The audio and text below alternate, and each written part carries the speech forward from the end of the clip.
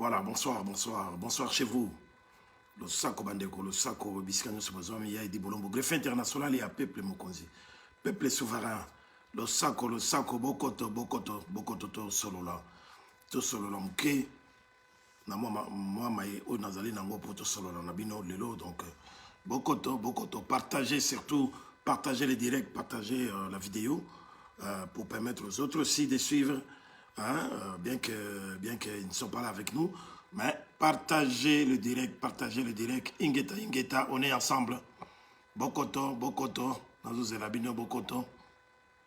Oui. En attendant, je voudrais inviter quand même Mobandeko. Voilà. Voilà.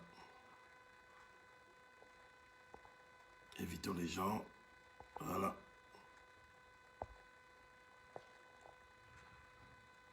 Voilà.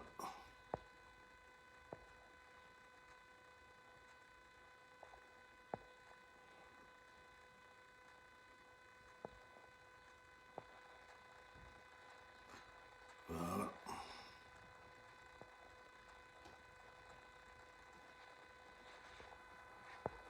Voilà.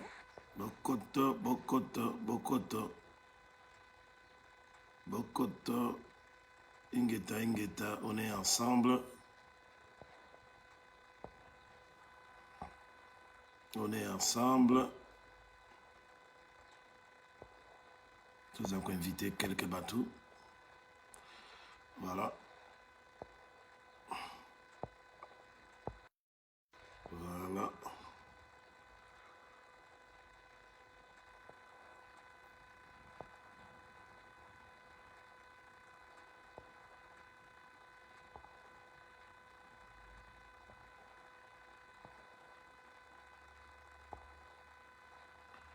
Voilà, Bandeko Nangaï, Bokoto, Bokoto. On a invité quelques personnalités, quelques fidèles, donc Bokoto, Bokoto, Bokoto. Voilà. On est en direct sur le Mamouké pour tout ce qui se passe en RDC. Ça nous donne de la peine, Bandeko Nangaï, Bokoto, Bokoto.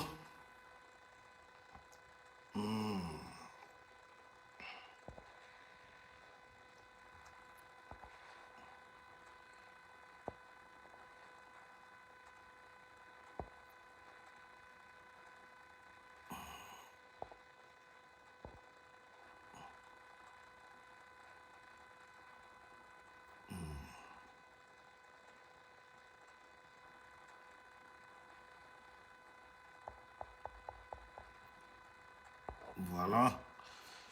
Bandeko Bokoto, Bokoto, tout solo là, Mouké, Mama Solo Ezali, parce que Mboka Nabiso, ce qui te le bito là, la pongi, Ezali Maratro.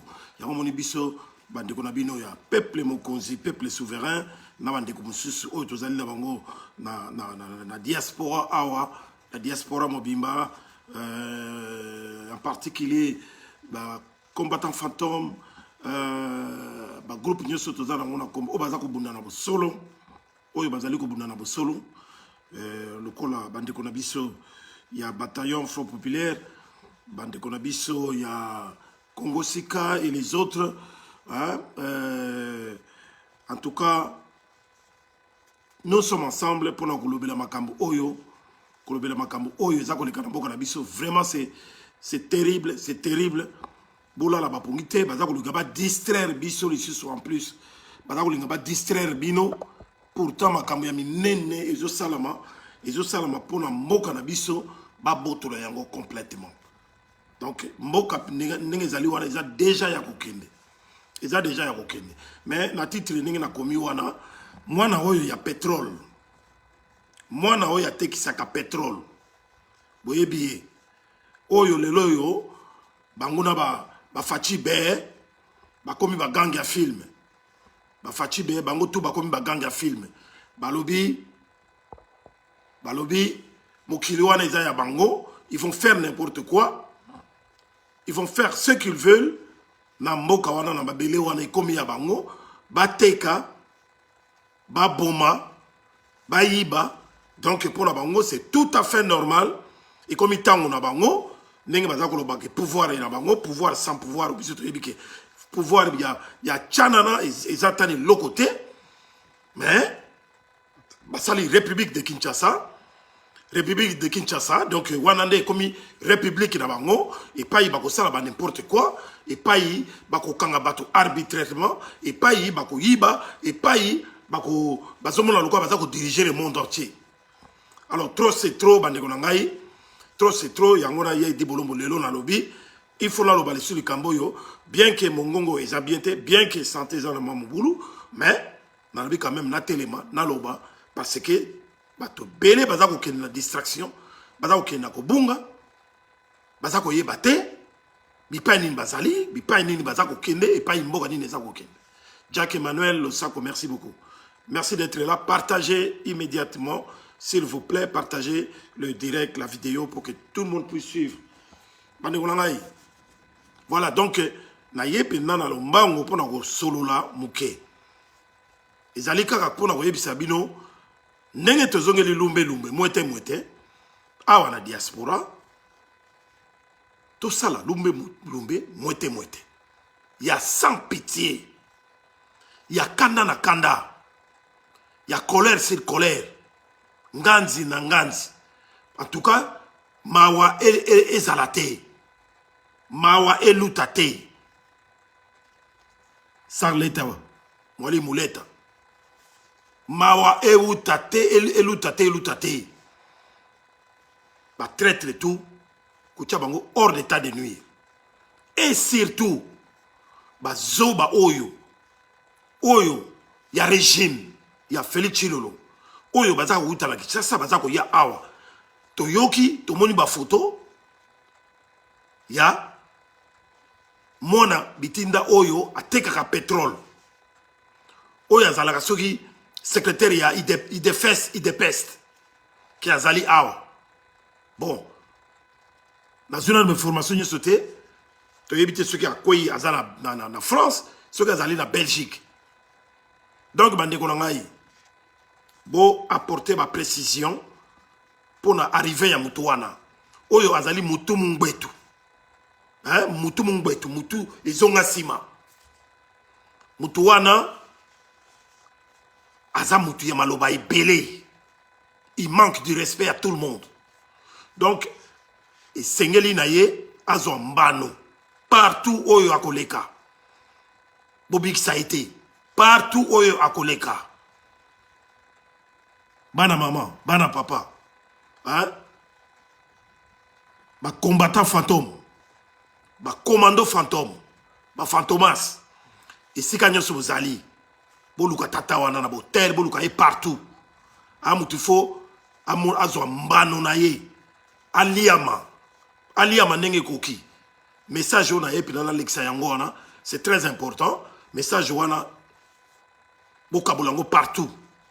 Tout ça ko senga na bino, aramutu il faut aliama. Trop c'est trop. Bako sakana na batute. Basaka na kin awate. Basaka na kin awate. Basaka na kuna nenga basaka na République de Kinshasa. Mais ba yako sakana na batu awate. Voilà.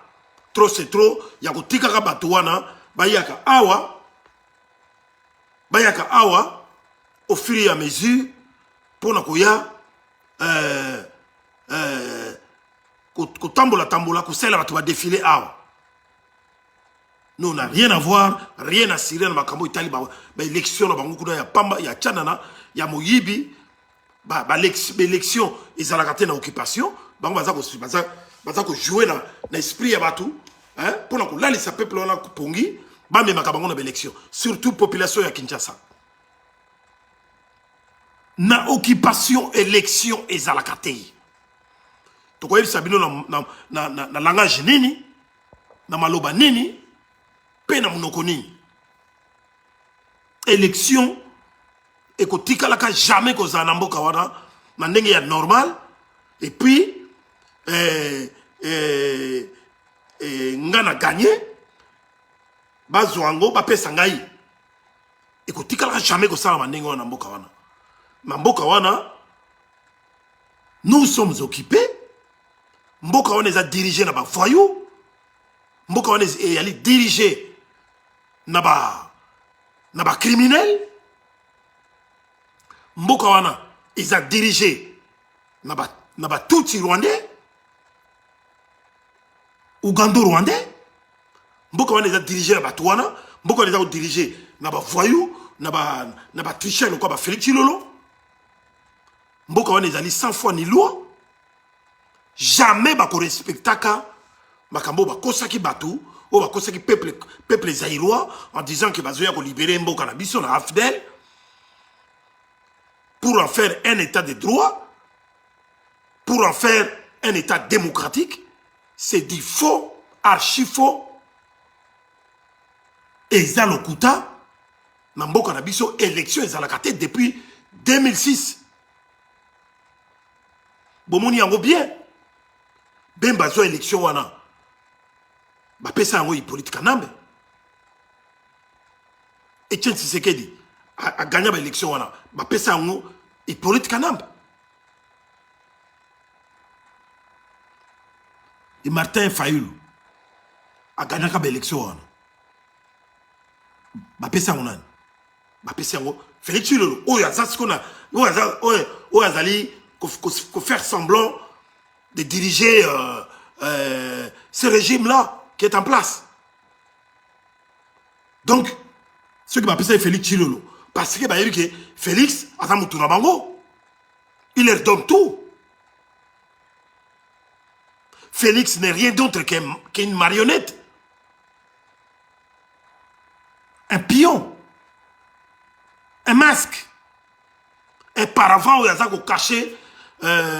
Comme on dit, l'arbre qui cache la forêt. Où il y a caché tout Rwandais.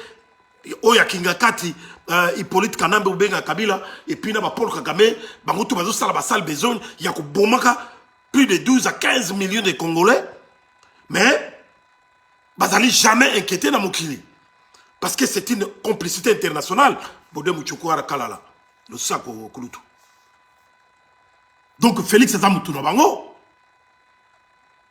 Et si comme Makambo Iso Salama. Est-ce que vous allez au courant? Vous avez mona ou vous avez mona te? Vous avez mis ya mona ou bien mato ya yoka ou vous avez yokate? Bande kolangai. C'est grave ce qui se passe. Ce qui m'a l'équipe a ici sur le lot. Et ça pour nous poser une question. Est-ce que ce qui se passe maintenant en République de Kinshasa, vous avez mona na mis oyo biso tozako mona ou vous avez mona te? Qu'est-ce que vous tirez comme conclusion dans tout ce qui se passe dans Mokawan? Pour les politiciens, les politiciens, c'est-à-dire Fayulu, Bemba, Nani, Moïse Katumbi, tout wana ba sangani soi-disant opposition ba matata pogno ba délice sanga les autres ba toi là tout yebisa bango to yebisa bango que l'élection bo échouer plus de 3 fois. C'est plus la peine d'aller pour la 4e fois, mais ba yo kakate parce qu'ils sont tous dans la complicité. Bango tout ba dans la kata système. Donc musala na bango pour aider occupation et continuer à exister dans le Mboka wana. Ba pesa peuple Mkongo. Ba comme ça ba population surtout ya Kinshasa. Ba fanatiques aveugles, il y a kebab ba kenera toujours ko voter bango. Ba zala ba fanatique na bango. Ba yo kenera bango mawa. Mawa c'est-à-dire tant ba ko bimisa peuple libanda na cadre ya soi-disant opposition, allez, régime en place, et bimisa Mendouki, et bimisa Mamatrak, et qui nous bêta, et qui nous bomapé, et bêta, population wana. Alors, on va faire semblant na krati, comme quoi ils sont malmenés avec le peuple. Et pourtant, ils ne sont pas avec le peuple. Bandikolangaï, Tokoyeb Sabino, de quelle manière? Tokolobanabino, na langue nin, na langage nin. Pour que vous puissiez comprendre. Pour vous voyez que utiliser bino quand ils ont besoin de vous. Au moment où vous avez un poste ministériel et autres, il y a occupation, On vous abandonne.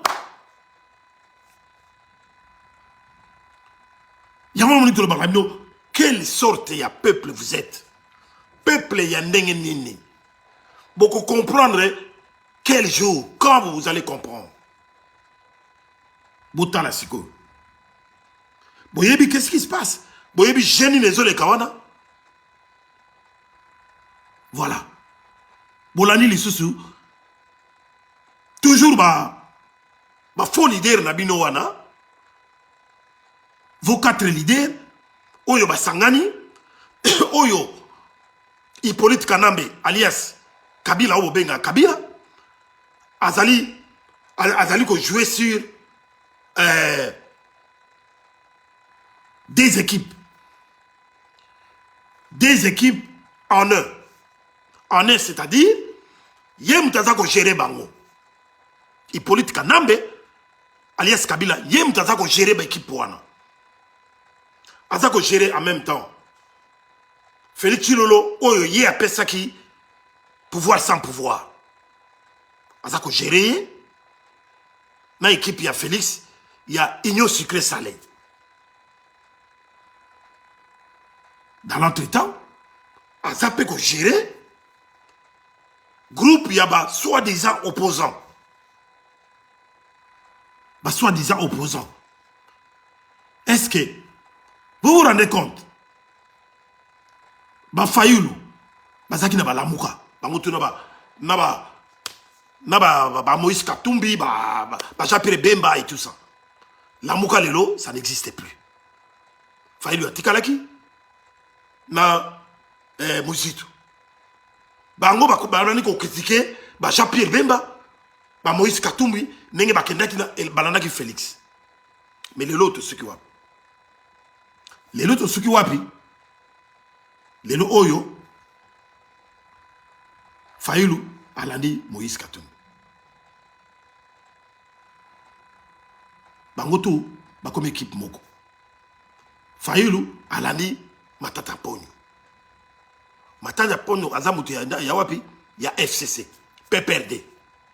Qui dit FCC PPRD, c'est Hippolyte Kanambe alias Kabila. Autorité morale là-bas. Alors, tant que Fayulu, Balandi Siko Yokuna, Badelice Sanga, tous venant de la rébellion, RCD Goma, MLC, des comment, le président ougandais là, comment il s'appelle encore? Hein? Bango Touré Jean-Pierre Bimba. Les loyaux dans l'opposition, entre guillemets. Et vous appelez ça opposition. Fayulu Nasa Kimikuna. La Mouka et Koufi. Et Tikali, je ne sais pas avec qui. Hein? Moïse Katumbi, déjà ça kendaki nani Mozito, Bangotou la balane ba Félix. Alors, na Félix, oh il va passer pouvoir sans pouvoir. Na Bangotou ba sangisi Bango. C'est une même, c'est un même personnage. Un même personnage dirigé par Hippolyte Kanambe, alias Kabila. Oyo, Azali, cheval de Troie, il y a Paul Kouagame. Est-ce que vous comprenez ma Kamutuzoloba? Est-ce que vous comprenez ma Kamutuzakoloba? Ambassadeur Bob Mabata. Expliquez-nous le bateau. Partagez énormément, c'est direct, s'il vous plaît. Vous avez ma Kamutuzoloba? Eh bien, Lélo Oyo. Lélo, qu'est-ce qui se passe? Vous avez un film de Salamate. Les mêmes bateaux, il y a une opposition, Balobi, Babim, sa peuple. Contre qui? Contre Fatibé. Contre Fatibé et l'Union Sucré Salé. Or, l'Union Sucré Salé à Fatibé, Nenge Bazali Wana, Bazali Batouya, il y a Fatibé, ou il y a Zali frère, il y a Paul Kouagame. Félix Chilolo, c'est le frère de Paul Kouagame, frère direct. Il y a Kolongolate au Baksate. Bozomona tourbillon, Bozomona circuit fermé. Alors, Bino Bakinois, So to le ba bino sala le ko ba na Goma. To le ba ratina. Excusez-moi.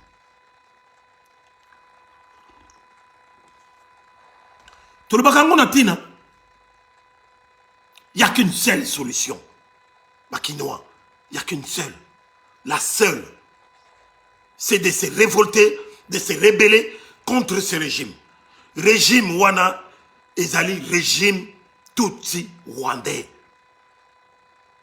Oyo, Batia Félix Tshilombo comme écran, comme une marionnette. Oazo là-bas. Vous vous rendez compte? Lelo Oyo, Makabezo de la Kinshasa. Boyebi ke bakulu la nyonso yakin. Ninge Félix Azwa, pouvoir sans pouvoir wana. Félix ne fait que travailler pour l'occupation. Azako blanchir bango sur tous les plans. Puis Azako pesa bango tout et bango balingi. Tous les contrats, tous les accords où Azako signé, ce n'est pas à notre faveur. Ce n'est pas à faveur de Nabino Banakin, Bana Congo. Mais c'est à faveur de l'occupation toute rwandaise. Félix Azwa la bango. Boyebi ke bakulu na nyonso. Elo na yeba sabino. Bakulu na nyonso o bazaka na kin. Ti lelo yo boyeba ke ba Rwandais eloko bango bangaka ezali révolution, soulèvement populaire et ça na kata Kinshasa. Parce que Kinshasa regorge plus de 20 millions d'habitants. La population là-bas. Et le Kobango va banguer en moi. Il y a un monde qui est filtré bino par les canaux de Félix.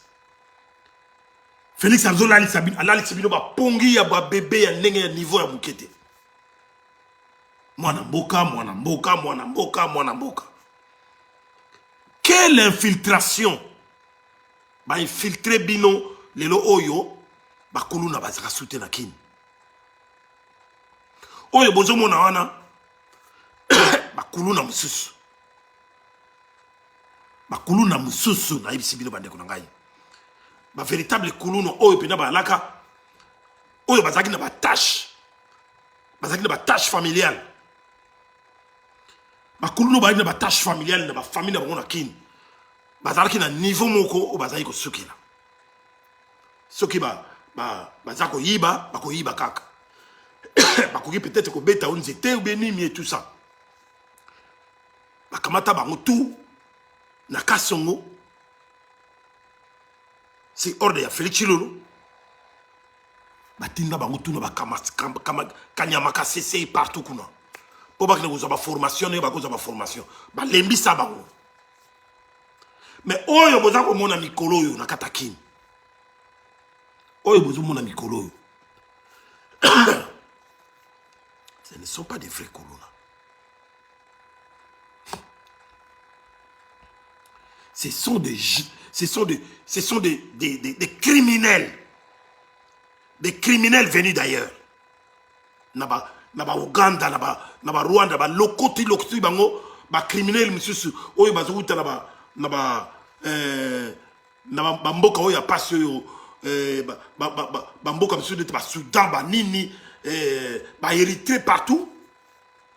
Et puis bazako lokota batou na quelque Congolais, oyo bazo droguer bango, bango nde bato batondisi bango na Kinshasa wana.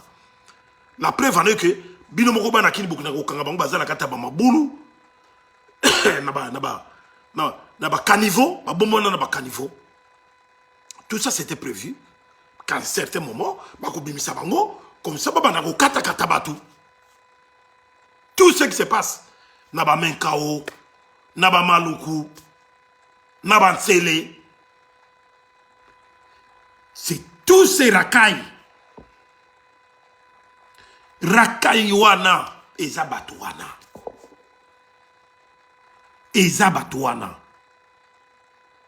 Basangisi bango, naba drogué, oyo bazuki no lokotaka dans la province, dans la bande, partout, il peut pas bon bateau.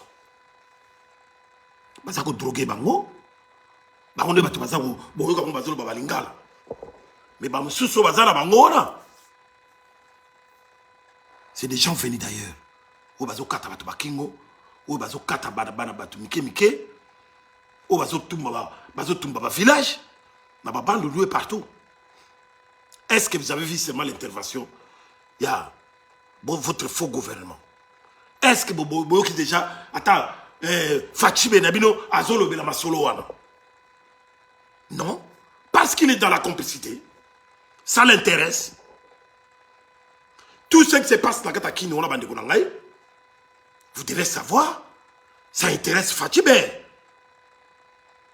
Parce que il n'a plus d'autre solution. Tout le monde bigno se n'engbo ali bola nangaya. Voyez bien que Fachi a commis na soukanaye. À comprendre qu'il y a na baskit nyo sa beti na mabarukuta nyo sa salaki ye kangiye na kingo.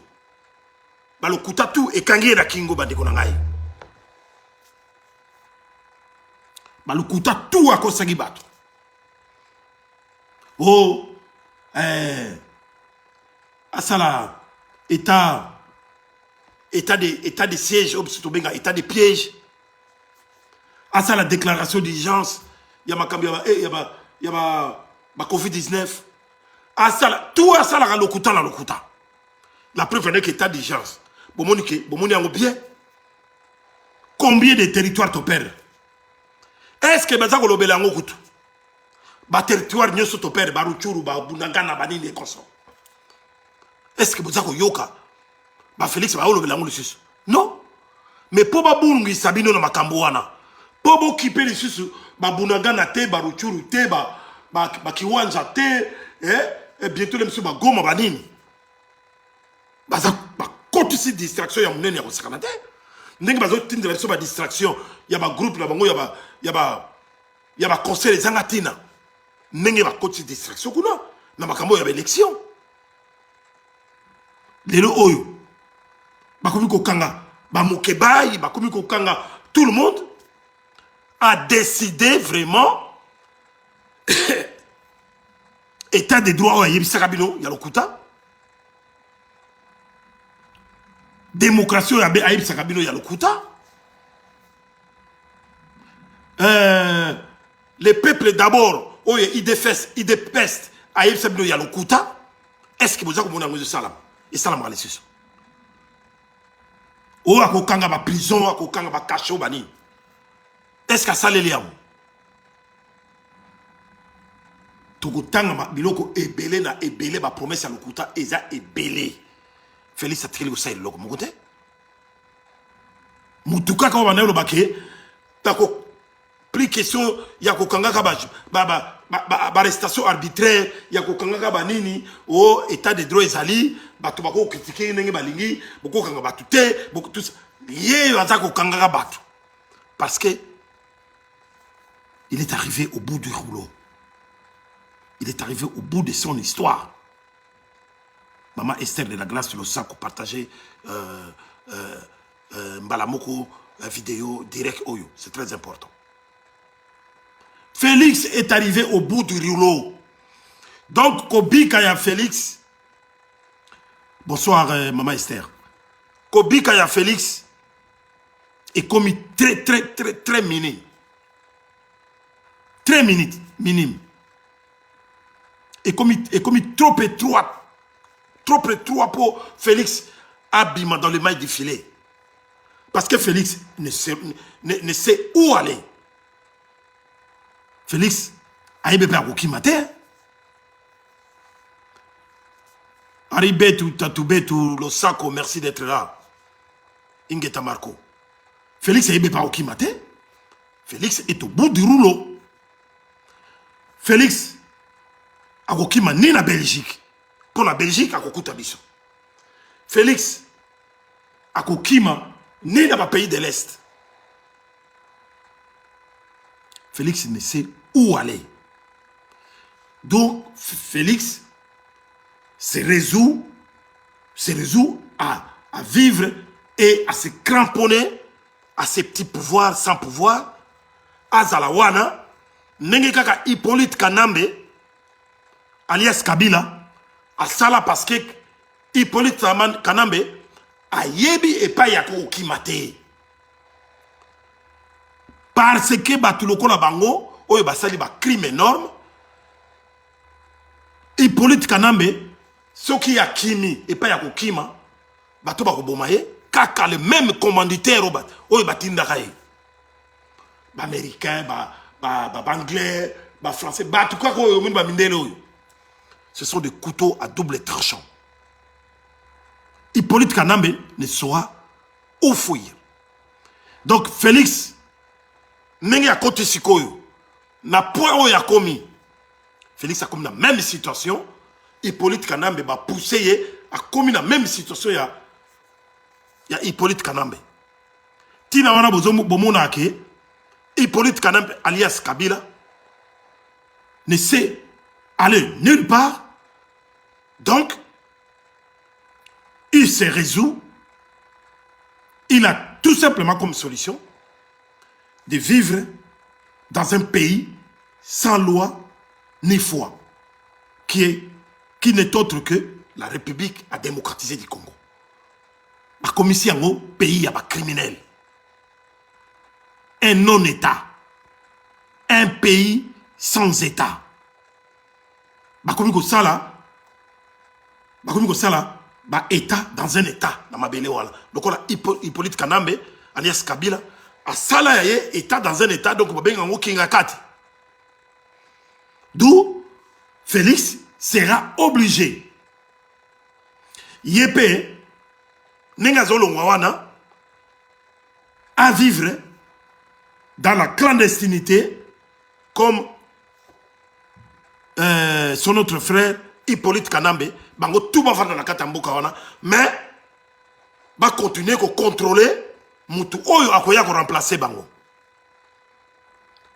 pour se protéger. Est-ce que vous comprenez ma kamnazolo? Donc Lelo Félix est obligé. Félix est cuit. Félix, il a fait beaucoup de crimes. Mais oh Félix Bonaboye, il fait rien. Félix a bomisi batou ébélé. Kubanda koti wana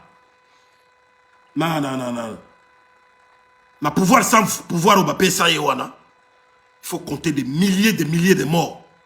Oyo bazo kufa. Na Congo na Est. Compte tenu ya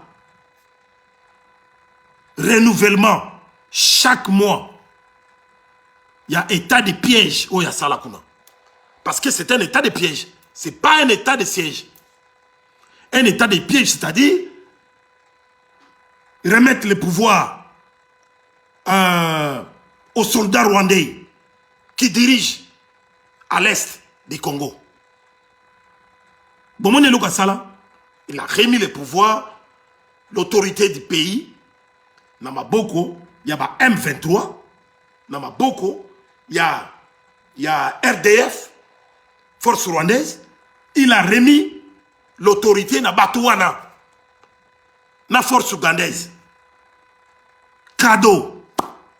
Les lots on sur la rabino, Boye Baké, Félix Chilolo, il a fait cadeau de nos territoires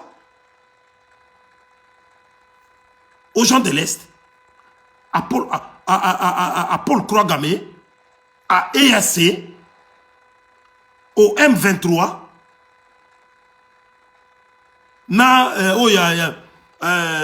ADF, il y a Ouganda. Vous comprenez les choses? Est-ce que vous êtes en train de comprendre les choses? Donc, il y a un moment, Félix, Bazo le suite. Alors, pour créer une grande distraction, qu'est-ce qu'il a fait? Félix parle des élections. Et des élections que lui-même, il a des doutes qu'il y ait des élections. Parce qu'il commençait déjà à brandir le fait que y a des troubles à l'Est. On ne peut pas aller aux élections pendant que les autres territoires sont occupés, machin, patati patata. Où il y a les troubles. Alors, le Kola, à cause de ma élection, à Monique, Mbongo, Oyo, ma bombe capona l'élection. L'argent qu'on épargne pour les élections, normalement, durant les 4 années, il y a mandature, ou 5 années, il y a mandature. On est censé épargner plus de 250 millions chaque année pour totaliser plus ou moins 1 milliard de dollars, 1,5 milliard de dollars. Est-ce que Mbongo n'a pas bomba? Rien. Moïbi n'a Moïbi. Félix et son régime et son gouvernement, des grands voleurs qui sont, des grands criminels économiques qui sont. Nyonso Baïba. Mbongo est athée, l'élection est athée. Kadima est un aventurier qui ne connaît rien du tout dans comment faire, comment entreprendre le processus électoral. Le processus électoral a yebi en côté. Pebe élection est athée et qu'on salamaka pété. Félix Amoni Lokutanaye, à peine Tikali quelques 5-6 mots, à Yebiki, il a la corde au cou. Maintenant, ce qui se passe maintenant, c'est recréer des troubles. Recréer des troubles à Kinshasa. Point barre. Et là, comme ça, on sait la réalité. Bah, trouble, tout, bozomo na wana na kata, na ba menkao partout, na ba maluku, na ba Kinshasa, na ba bansele partout. Mais Félix, c'est lui l'instigateur, c'est lui le responsable numéro 1. Pour le en côté. Et en plus de cela, n'oubliez pas que l'IDFS, ils ont créé une milice qui s'appelle le groupe du progrès. La force du progrès.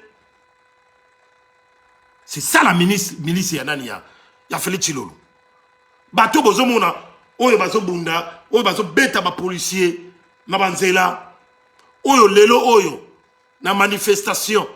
Poto yebisaka ba politicien balingo yoka bisote. Ba kosi bango.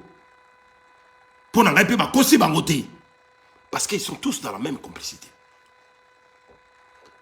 Ba lobi ba bim sa sous peuple. Ba bim si ba quinoa. Ba lobi ba bim sa bango le 13. Le 13 mai. Alors, Félix Chilolo n'a pas tourné batali mais n'a pas jeté ningo bila. Comme bamonaïke en plein nango, lingo yana ndenge mususu. Manenge bakino balinga ba bimela nango na ndenge mususu. Basali même astuce. Ninga basala kamba lango bu na ba Martin Fayulu kala. Ba bisi bango ba reporter manifestation na bango parce que c'est là. Na ba mensonge na bango. Mais et quand monsieur Bissoté Tomoni ba soi-disant opposant, il y a fausse opposition. Bandemi mbala moko makambwana ba reporter on pona le 20. Et ce qui n'est le 20. Bo pesi bango temps, il y a ba préparer ba milice na bango, ba se préparer en conséquence, ba somba ba machette, ba sala oyo ba sali.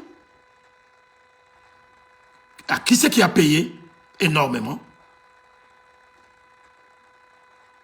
C'est le petit peuple. C'est le peuple oyo ba bimaka o balanaka ba politicien bango ba payer.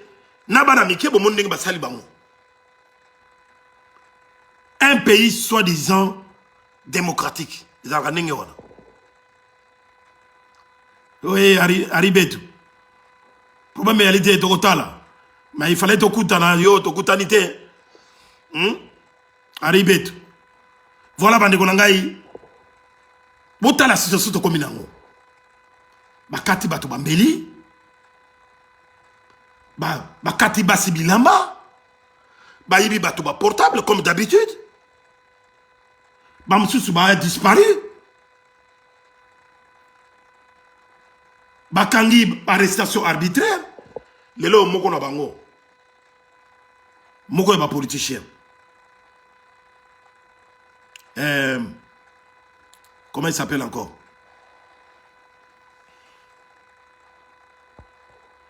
Mike Mukebai. Lelo yo. Bakangi mutabimaki pour manifester. Asale la droit na pacifiquement. Ceux qui sont allés dans un pays normal. Est-ce que bakoye kokanga asalini abimi pour que ne marcher. A marcher, azonge panaye ba lever. Fachi be oyo bino beaucoup misaka yewana. Fachi be oyo bino beaucoup misaka. Bolobi ke papa na ye azalaki démocrate. Papa na ye ceci c'est là. Mais ce qu'azalaki mona ya papa na ye. Il a fallu aller chemin ya papa na ye. Mais tango to ebisaka bino. Bango tout sont pareils. Que ce soit son feu père, bango tout. Tous des aventuriers. Tous des criminels économiques. Ba yawana, kakapona, koyiba, mbongo, ya peuple congolais. Bako salé laka, peuple congolais, on salaté. Bako défendre le peuple congolais, jamais. Insécurité totale. Insécurité à haut niveau.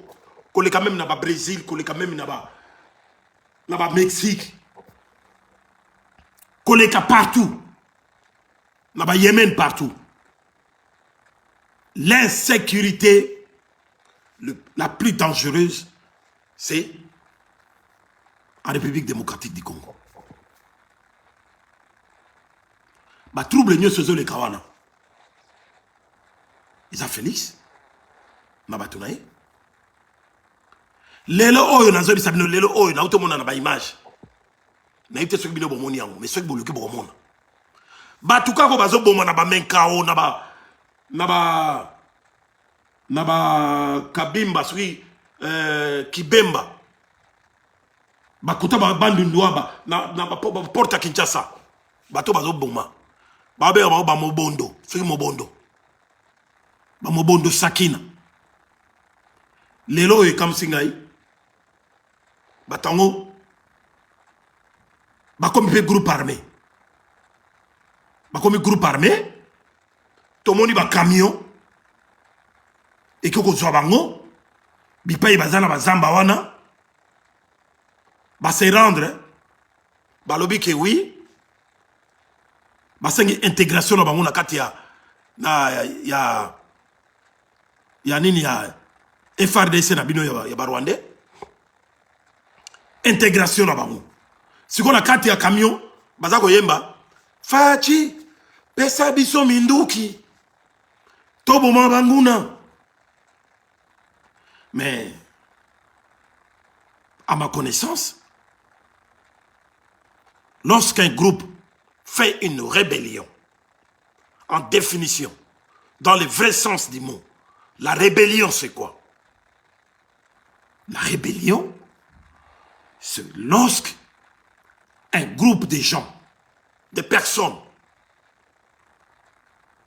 qui ne sont pas d'accord avec le régime en place, la rébellion. Et ces genres de personnes peuvent être des civils tout comme des militaires. Des soldats. Il y a armée. Ceux qui vont moniquer, le régime en place.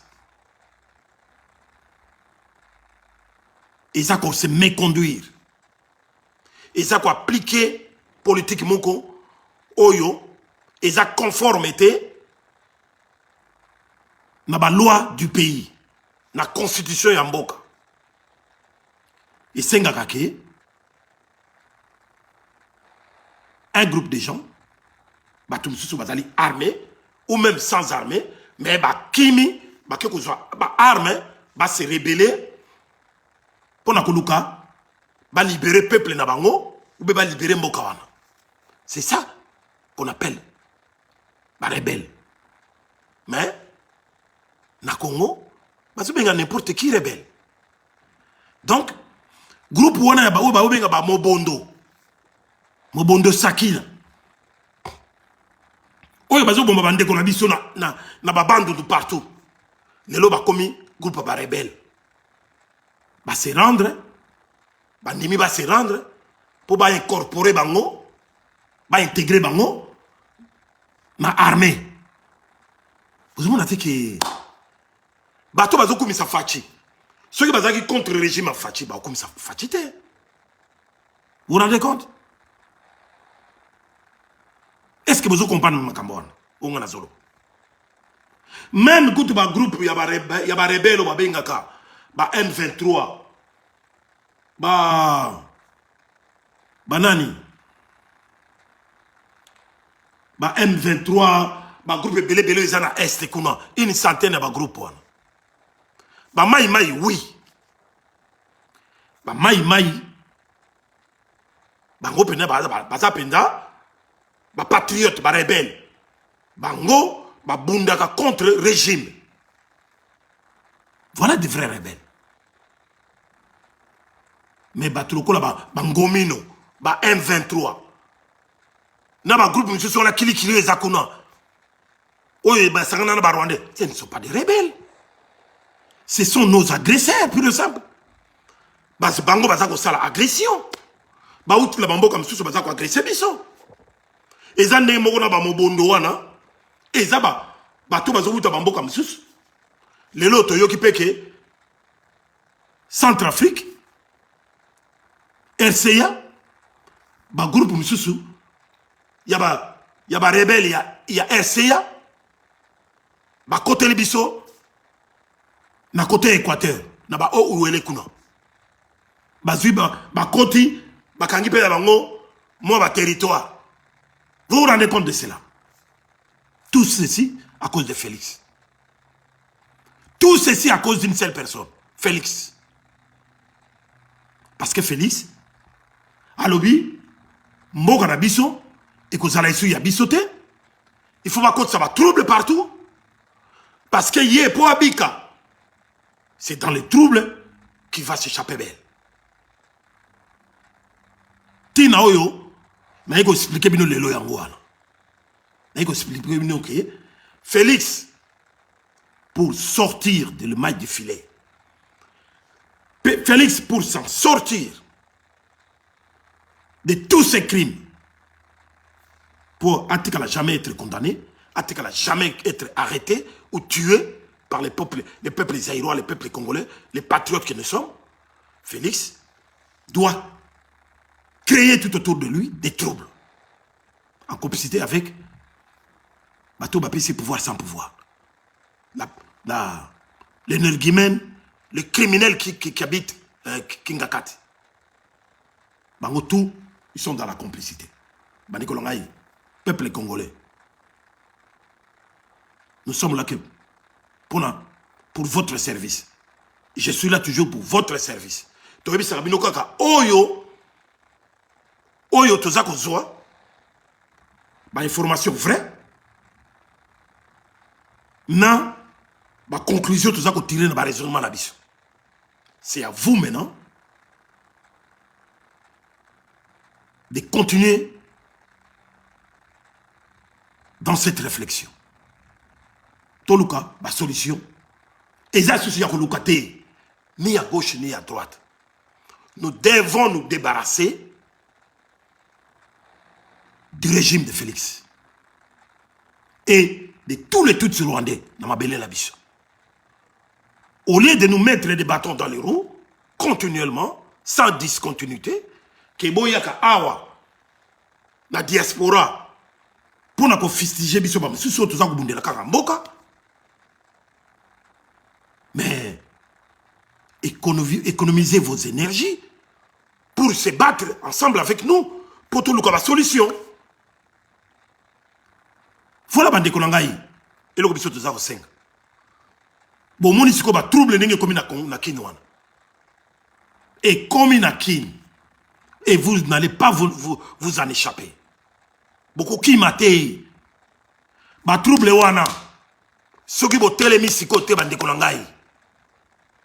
Oui, que Félix, avec sa force de progrès, et les soutiens, Yaba Mobondo, Sakina, les soutiens, Yaba Tutsi Rwandais, Ougandais, et les autres, Bako créer les bino troubles, Bako créer les bino groupes armés partout. Et à un certain moment, goulot d'étranglement, vous se retrouvez déjà, vous êtes presque entre le marteau et l'enclume. Na eto ils allaient se refermer sur vous. Banakin. Botelema. Ils ont su ya sakanate banakin. Tozoeb sabino botelema. Bobima na ba distraction. Makambo tout ce qui se passe à Kinshasa maintenant. Oh bakangi Mike Mukebai. Oh, Bazolu qui sa Daniel Saf. Oh, Bagosambi Sabango. Oh, tout ça est comme dans le théâtre. Une grande distraction. Une grosse manipulation. Si vous ne le savez pas. Tozoïb Sabino, Balo le bino mutu. Ou les occupés, bandeko bazokufa na est, na oyo bazokufa na bandundu, babalo libino mutu, pour bozala concentrer, na quatre individus wana ya ba Fayulu, Jean-Pierre Bemba, Délice Sanga, Matata Pogno, tout bazalaki na ba FCC PPRD.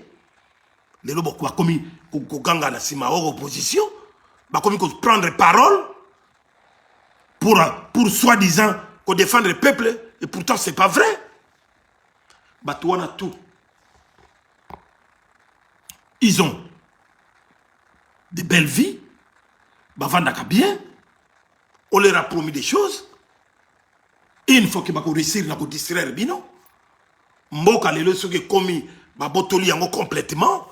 Et comme il y a Rwandais, bango bakotika la na Rwandais. Mais un jour à l'autre, Rwandais bango lokola na mitu na bango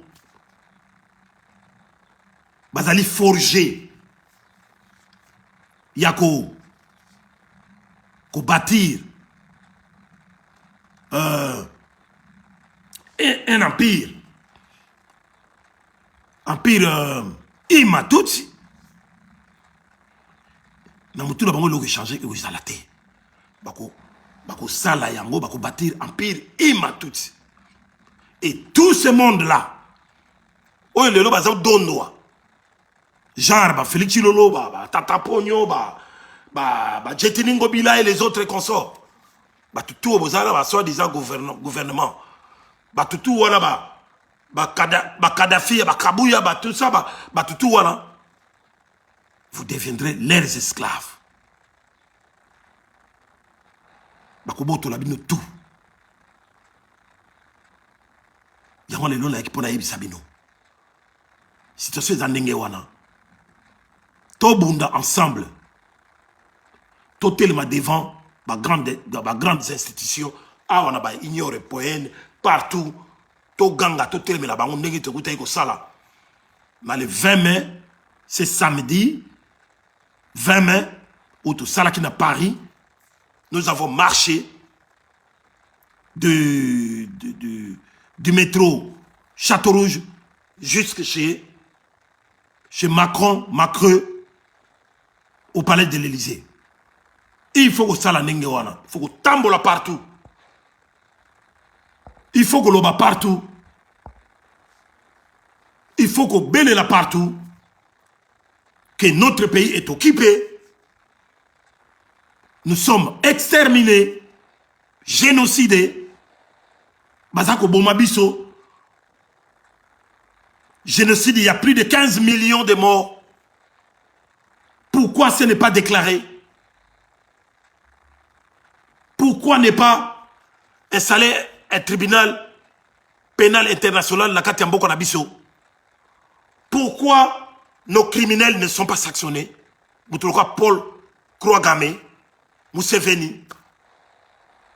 Pourquoi Moutolokola Hippolyte Kanambe alias Joseph Kabila n'est pas sanctionné? Et quand vous vous posez des questions comme ça, directement, vous mettez en cause la communauté internationale qui est complice dans tout ça. Ils versent des milliards pour Zelensky en Ukraine, pour nous défendre Zelensky contre l'agression russe. Mais Bisso, Babosana Bisso. Et pourtant, l'ONU le sait, que la République démocratisée du Congo est agressée par Paul Kagame du Rwanda. Mais personne ne pipe mot. Personne ne nous vient à l'aide. Au contraire, il y a ONU qui se dit organisme de paix dans le monde. Mais, or na biso, diamant na biso, métaux précieux na biso, poche na bango, business sur business. Alors, peuple congolais, pour nous suivre ça, dans le bika que mboka na biso sera libéré par nous-mêmes. N'attendez personne. On se libère soi-même. On n'a jamais été libéré par quelqu'un. Nous devons nous libérer nous-mêmes. Spirituellement et physiquement. Il faut que ça là, le col bana Mali basali. Bana ya Burkina Faso basali. Bamboka nyoso ezo sala ninge wana. Pourquoi pas nous? Bande ko ngai ingeta. Na sepeli vraiment ningola ningai. Et na sepeli sur le quoi voir ngai bimi quand même moi bien. Parce que ça fait des jours et des jours. Dans la qui n'a pas les cieux sauter. Mais vous voulez ce qui m'a sali, voilà ngai bimi. Malgré moi. Et puis nous allons continuer le traitement ngai pour le colon à droite. Ils allaient très mal à point. Mais bon. Tout ça va soda basoda na bino tokolemba te tozo continuer kaka kubunda mboka oyo lo sako na mama Béatrice Lokwa, lo sako na mama Déboulonné TV, lo sako na mama Mongala Brigitte Mongala, lo sako na Maradona Marco Kabemba, lo sako na yo, lo sako na mama Esther de la Grâce, lo sako na mama Janet Mafumba, le sako na mama Yunis Banz, ya commandant Iso, le sako na bandeko tout oyo balandaka ngai ba fidèle na ngai oyo balandaka, le sako na honorable des honorables Alemboyo ya mama Gimboyo, le sako na Ige papa Ige ya Karine, ya maman Karine, en direct de Paris, hein, parmi les commandos fantômes, le Sakona ambassadeur Bob Mabata, le Sakona Bolanga Lamiyake, le Sakona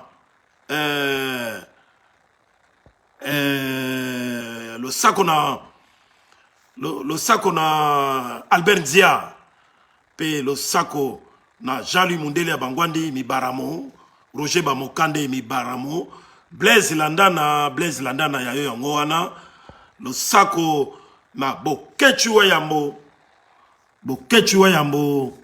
leader des leaders parmi des leaders, losako na Papa Tom, Jack Emmanuel, merci d'être là et de me suivre. Losako Makasi na Freddy Moulongo Mukanya, l'homme à la prime d'or.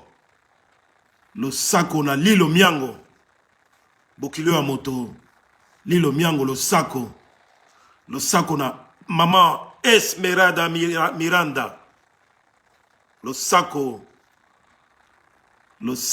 na Écofologie, Marie Nicole,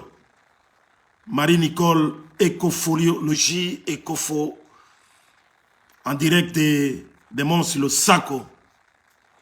Losako na Ize Matumona, Clément Likele, Fizon Kamba, Bokabola ya Ebele, direct Oyo, c'est très important. C'est très important pour le peuple Azwa, Maloba Kitoko, ya Idi Bolombo, greffe international, il y a peuple Mokozi, peuple souverain. En tout cas, Nasuki wala pona lelo, Mbote, Isika Nyoso, Izwami Bino, Nzambe Apambola Bino. Merci beaucoup. Tokomi Balasima. Merci beaucoup. Ingeta. On est ensemble, Magui Mabiala, Bezel Kabanim, Losako, ciao. Partagez la vidéo s'il vous plaît.